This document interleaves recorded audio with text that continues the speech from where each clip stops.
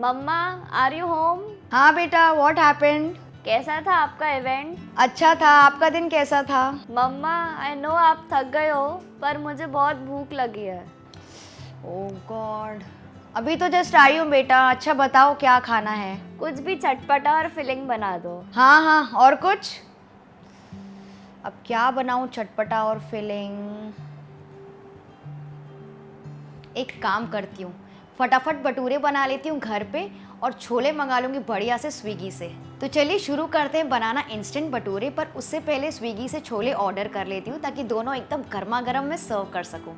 तो ये फ्लफ़ी भटूरे बनाने के लिए सबसे पहले आटा लगाएंगे। तो एक बोल या फिर परात में मैं ले रही हूँ 2 कप मैदा, जो कि करीबन 250 ग्राम। इसमें मैं डाल रही हूँ बस 2 टेबलस्पून सूजी। ये फाइन सूजी है, यानी कि एकदम बारीक सूजी। सूजी डालने से इसके बाहर बहुत ही अच्छा क्रंची टेक्सचर आता है। नेक्स्ट हम इसमें डालेंगे 2 टीस्पून पिसी हुई चीनी। इससे फ्लेवर और टेस्ट दोनों को ही बैलेंस मिलता है।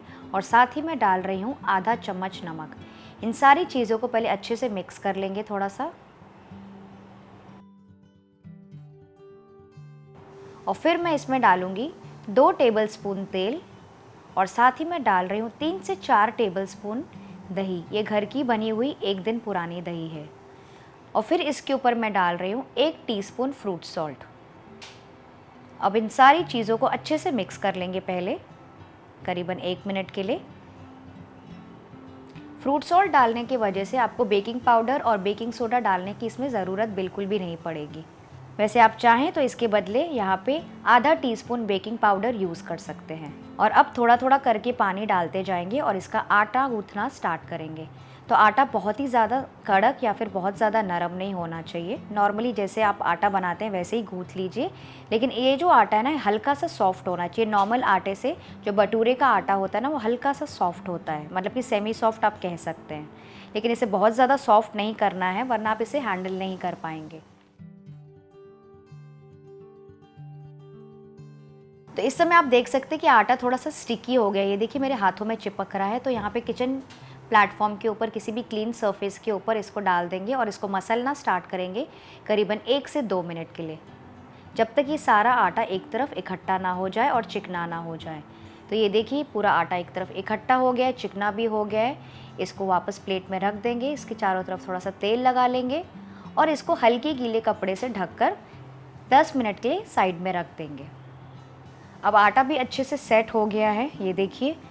अब इसके छोटे छोटे बॉल्स ले लेंगे और इसके भटूरे बनाना स्टार्ट करेंगे। तो एक छोटी सी लोई अपने हाथों में ले लीजिए और ऐसे रोल करना स्टार्ट कीजिए। नॉर्मली जितने बड़े छोटे भटूरे आपको बनाने हैं अपनी कढ़ाई के हिसाब से, तो मैं इस साइज़ के भटूरे बना रही हूँ। और अब इसको रोल करना स्टार्ट करेंगे।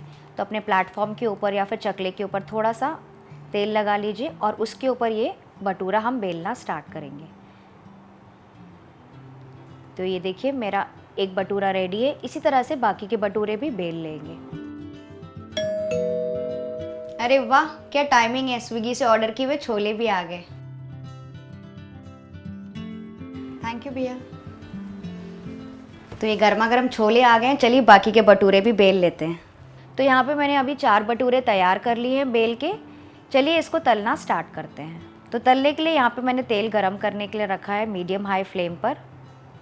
और भटूरे तलने के समय जो फ्लेम है ना, वो आपका हाई होना चाहिए। तो इसमें सबसे पहले एक भटूरा डालेंगे और साइड से इसके ऊपर तेल डालते जाएंगे और इसको दबाते जाएंगे तेल के ऊपर। ये देखिए कितना अच्छे से फ्लफ़ी हो गया है। इसे 1 मिनट के लिए इस तरफ तलेंगे और दूसरी तरफ से पलटा लेंगे। तो ये देखिए हमारा एक भटूरा रेडी हो गया है। इसको बहुत ज़्यादा डार्क बिल्कुल नहीं करना है। इसको निकाल देंगे टिश्यू पेपर के ऊपर और इसी तरह से बाकी के भटूरे भी फ्राई कर लेंगे। तो ये देखिए तैयार हो गए हमारे कितने फ्लफ़ी और बढ़िया दिखने वाले भटूरे। ये ऊपर से एकदम बढ़िया क्रिस्पी बने और अंदर से सॉफ्ट। तो ये भटूरे तैयार हो गए हैं। इसे सर्व करते हैं गर्मा गर्म स्विगी से ऑर्डर किए हुए छोले के साथ। देखा कितनी जल्दी छोले भटूरे तैयार हो गए। तो जब भी मैं बहुत ज़्यादा थक जाती हूँ तो स्विगी मेरी हेल्प कर देता है। ये आइडिया बेस्ट है। कुछ घर पे बनाओ, कुछ स्विगी से मंगाओ, अपने खाने को और भी स्पेशल बनाओ।